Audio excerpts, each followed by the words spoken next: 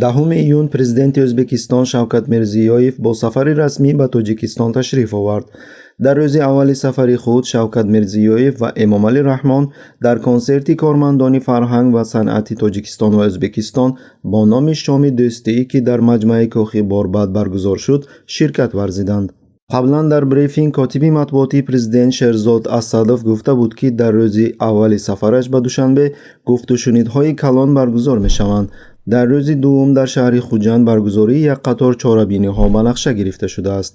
портали иттилоотии Бомдод хабар медиҳад, ки рӯзи гузашта даҳҳо нафар донишҷӯёни тоҷик барои тамрини мулоқоти президенти O'zbekiston дар фурудгоҳи шаҳри Хуҷанд ҷамъ омада буданд. гарчанде ки маҷлиси бо тантана дар фурудгоҳи Хуҷанд, донишҷӯён соатҳои дароз дар гармии 40 дараҷа дар болои асфалти гарм тамрин мекунанд. рӯзноманигори тоҷик Раҷаб Мирзо як номаи кушод ба вазири маориф ва илми Тоҷикистон Муҳаммад Юсуф Имомзода дар робита ба ҷалби иҷбории донишҷӯён ба ин чорабиниҳо ирсол намуд. рӯзноманигор дар мактуби худ аз ҷумла суол медиҳад, ки ин ҳама дар кадом асос рух дода истодааст ва дар сурати даст кашидан аз иштирок дар чунин чорабиниҳо барои донишҷӯ чӣ оқибат дорад.